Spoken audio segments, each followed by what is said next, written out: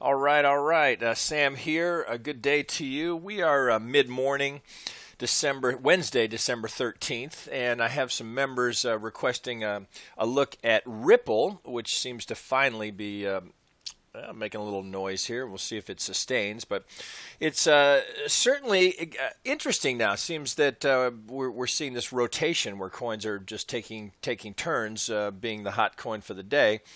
Now, we can see here we've been in. Now, this is Ripple to Bitcoin on Bittrex, and I'm just to show you why I'm choosing that. I'm over here. I'm over here on Coin Market Cap, and I'm just looking at the markets and taking a look at where the volume is.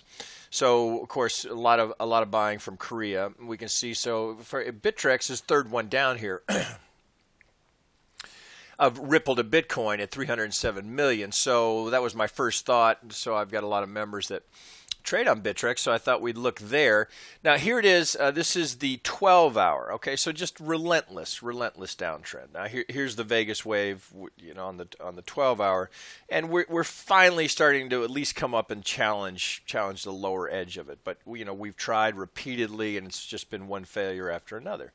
Considering where it's been, it's a long way to get back to challenge those highs, but. This is crypto, so you don't assume anything other than that anything is possible. So we can see we had a beautiful 1, 2, 3, 4 into a 5. So, it's hard to imagine, but that's your one wave, right? Think about that for a second. If that's your one wave and that's a very deep 2, wow, is there a lot of potential? But let's go down to a smaller time frame, take a look at it. So here's the 4-hour. Now let me open this up a little bit. So we got to keep in mind and consider that we're dealing with some resistance along the way here. So this move down here, Vegas wave, we popped the 38 a couple of times. Now that's to and through. So I don't draw a lot from that because unless algos are front running there, they might have pulled from here actually. Yeah, that looks more likely. So these are pushes up to get fills for shorts. Those targets have been met, and now we're getting the first signs of something meaningful here. So let me open this up again. So if we allow for this to be potentially the start of a new trend, let's go down. Let's go even lower. Let's go to the 1-hour and take a look at this. So. So right off the bat, that looks pretty intriguing, and we can label this pretty easily. So if I start here, there's my 1, there's my 2, there's a good-looking 3, 4, and there's a 5. So we can see, technical trading. Let's check the algo pulls. So here's our first, the obvious one. We'll pull from our swing low to what we've got labeled as a 1 high, and lo and behold, where does it go? Right into the pocket, guys. Right, I don't know how, hundreds of times I've shown that to you, hundreds at least. Right into the pocket between the 618 and the 65. That's your pivot. Now here, look, see, we've gone to and through. We're at all the way to the negative 1618. So that's an extreme move, which would imply it's a third. So from a 1, 2, 3, let's check the 2 to the 4. So from my 2 low here up to my 3 high. Well, look what we do. Right to the 50, we tickle it, and where do we go? Right to the algo target. So clearly, algos are in. You can see the reaction here to the negative 23.6. They're taking profit. So what does this tell us? So likely now we've got a 1 wave completed. If that's a completed 1, if we go from our low to our high here, 2, 3, 4, 5. Let me raise the degree. Let's go up to white. We'll go to a minuet. All right, so if indeed we've got a completed 5-wave sequence, it's impulsive. That would suggest that we've got a good 1 wave. Now these are going to be much higher, of course, potentially. So let's get these out of our way. So what are we looking for next? If that's a completed 1 wave, which it certainly looks that way, we're looking for a retracement of the entire move. Now, we don't know that it's done here. We saw a reaction, so algos are taking some profit. If we're looking for a 2, our high probability zone is down here between the 50 and the 618. So we got a pretty fat zone down here. So we want to see some subdivision here, given that rip and how technical it was. We want to see a three-wave subdivision. Now, it may not get that low. And as I've shown you many times, this very consistent pattern that we're seeing in crypto, we're seeing a lot of this. We're seeing the deeper A, the B, and then the shallow C. We're seeing that all over coin after coin after coin. We're seeing that. So creating this triangle pattern for the two. But we since it's a second, you really, it's statistically, you've got a much higher probability to be buying down here at the 50 than at the 38. But you look at it now and you think, man, is it going to get that deep? Well, it may not. And it may be that we're relabeling here. But right now, my advice would be to wait for the high probability zone, even though you might look at that and think, oh man, I'm gonna miss the next rip. You might, right? So, but I mean, that's the risk that you take here. So, if you're impatient and for whatever reason you want to get long and you're willing to withstand that kind of a drawdown, well, then by all means have at it. But I would tell you, at least for me, I wouldn't be looking to be a buyer until I came back down to test the 50. I know algos will buy it there. So I just, for my sake, I will just add an alarm there. And now I don't really have to pay much attention to it because whatever this is happening here, that's complete. Most likely that's complete given the algo target. If it continues to move higher, well, then maybe we're relabeling. But until then, there's no opportunity for me to be a buyer, until I see a deeper retracement. If I've got a good 1-2, so of course we're going to, with those three pivots, well, get a pitchfork on it. Now it looks like it's going to be too steep. Yeah, so we'd have to get some extremes on here. So threes probably, even that's going to be too. Well, that's interesting. Look what we catch here for the upper parallel on the 300%. So so that would just tell me here. So potentially we've got that structure here. So here's our median line, which lines up rather nicely with the 50. So that's kind of interesting. So it's just a wait-and-see game now. Ripple has been a great disappointment many times. And, so I wouldn't be surprised to see this come back down here. But if it's going to go technically, remember, we've got enormous upside, right? So if I go back, if we put this in context, so always a good idea to give it a little context and see where it could be going. Well, this just even on the 4-hour, right? If that's a 1-2, I mean, here, let me pull out even further. There's the 8 hours, so you get a sense of how tiny this actually is relative to where it's been, right? So we just have now you put it in context. Now, I mean, we just have the little baby start here. Now we've had attempts to get some new trends started here repeatedly. We had it here. I remember that well. We had it a couple of times here. It's been, I've been stopped out 3 or 4 times on Ripple. I love the story fundamentally. It makes a lot of sense to me. It's unusual in that all the coins are pre-mined. I mean, it's an interesting story. But right now, what do I see? I see technical trading. So that tells me, be on alert. I haven't even looked at Ripple for some time because it's just been such a disappointment. But let's go back to our 1 hour, see what we've got here. And, looks like there's good potential here. So it's a kind of a wait and see. So first signs of life here. That's a good rip, for anyone who caught that. Good for you. I mean, there's certainly good opportunity here. You've seen it as I've just laid it out for you. So good opportunity. I would definitely want to know if we're coming back down here towards that median line and a test. And if we're going to come back and visit the 50, I would be very comfortable being a buyer there. Stop on the other side of the 65. Right. So that's a quick look at it relative to Bitcoin. Now I think I've got it here relative to the dollar. Yeah, here it is on Bitstamp. Now, I'm on Bitstamp for the same reason here. I'm looking at where the volume is. If I can, I prefer not to trade against the tether.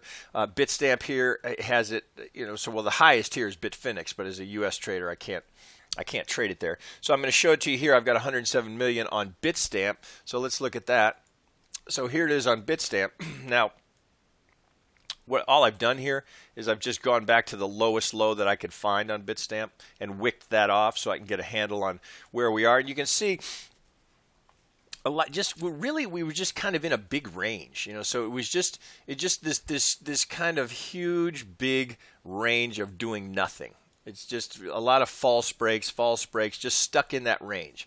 And here's, you know, from that pivot low to our high, despite this very clean Elliott structure here into a 5-wave, then we just went sideways. You know, it's a fairly wide range, but it's a sideways range.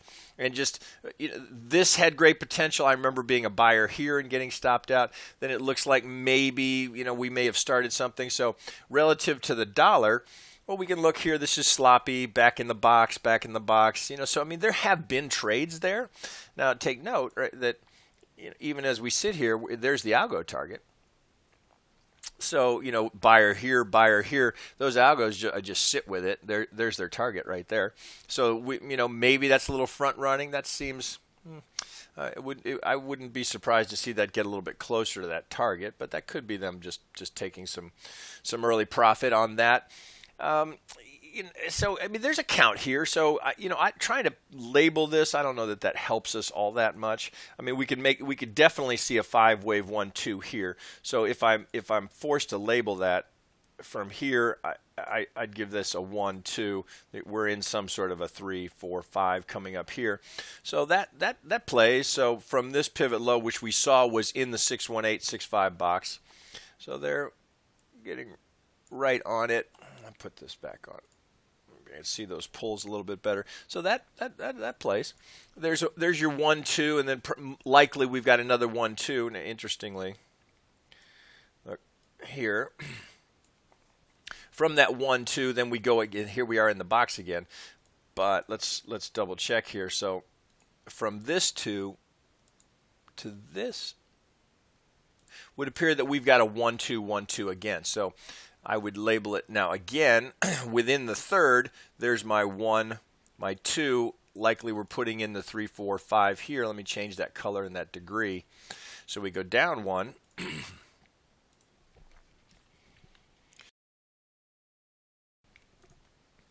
So that plays. So here's the low that's the important pivot for me. So there's my 1-2, and you know, of course, we'd put a pitchfork on that, see if that is influencing at all. Interesting. So let's get the 2 on there as well. So there's the 2. Okay. So what do I see? I see 1-2, 1-2. So that tells me we've got great potential for this to be going significantly higher, because we're trying to put in the third here of the third, right? So you see that. So there's 1-2, and then within that third, which is here, which now likely looks like it goes higher, we've got a 1-2-3 within that. So if I start doing some fib projection, going from my low here to my 1, projecting from my 2, it looks like my pitchfork needs to tighten up there. But just to get that count, well, here's my high probability zone right here. Well, we've blown right through that. So now we're sitting at the 200% of the length of 1 projected from the 2. 272. I mean, we've got this could go up and challenge the 2618, which would be an extreme, and now so we'd have the upper parallel of the 300%. But it looks like we're stalling a little bit. You know, too soon to call that a pivot, but clearly we've got an impulsive move there. Now that's the 12-hour. Let's go down to the 4. See if we can get some subdivision, and I can tighten these pivots up and these pulls. So bear with me. This is what happens when you change time frames. You got to go back and get these right on those pivots. It's not trading view. It's every charting package will force you to do this. Something to do with the scaling. Okay, there we go. There's my 1-2. Let me pull back out. So given that, okay, so we can take that off. So I've got this marked as my extreme potential here for this 1-2. Then if I look again for the third of the third, and I pull from this low here to my 1 down to my 2, get it right on it. Well, that's interesting. So there we're at the 2618. So look at this little overlap here. So we've got the negative 618 and we're actually just a little through it. So we've got the negative 618 from this pull here, from this 1 to 2. That's an extreme for a third. And then we've got the 2618 of this 1, 2 here. So not surprising that we're getting a little reaction there. That doesn't mean we have to pivot there. I mean, we know this is a contender. But we're getting a little reaction there, so that's one to watch for. So if you're not already long, there's really no opportunity for you until we get a fourth. So we would wait until we get a pivot and we start to see a retracement here. We've got some wave ones to wick off. We want to see those hold. So I'd wick both of these off as potential points of interest. So we wait for a pivot if you want to trade it to the dollar. So we wait for a pivot and we look for the fourth within the third. Right, so if, and we don't know, but if that's our pivot high, so now we're looking for the fourth. Well, that's kind of interesting to me. So we get this buy zone here between the 38 and the 50, but note how the median line potentially comes into play there. And this, this is on a 4 hour. So, if you're not in it, you're waiting patiently. So again, I would do the same thing. I would just set an alarm here and just I want to know if and when it gets there, what it looks like. Do I have three-wave subdivision? If I go down to an hourly, can I see a nice little ABC? Where is the median line relative to that ABC? Do I see, the kind of setup, the kind of symmetry that I would look for in that third? It certainly is playing as though there's much, much more upside here because this is just the third of this degree here. So we'd be putting the 3, 4, 5, looking for eventually of the larger degree, the third here in white, right? And then the next opportunity perhaps here, and then going up again. So we're just if this is going to play ball this time, and it's disappointed repeatedly, but if this is real and we've got a new trend starting here, well, this is good news because so far it's traded very technically. We can track it. We can watch how it's responding to these levels. This potentially a good pivot for the third. We don't know yet, but that's potentially our pivot there. Coming back for the fourth. So there's your next opportunity. I would love to see it come back and visit the median line. I would buy that comfortably anywhere in that box. Your stops under the 65, which would potentially invalidate the count. Here's an important pivot for us, but then here too also relative to that degree. So just, very nice setup. Definitely a coin to be watching. You could trade it both against the dollar and against Bitcoin. Here it is over here. So we again have looked. So this is definitely a coin to be watching, right? So alarms on both, depending on which gets there first. You might spread out against the two. A lot of people don't like to spread against Bitcoin, but Bitcoin's going to give us a little bit of retracement that might be very good for an alt just like this. All right, so there's some good things to watch for, and I will wrap it there and be back with another one shortly.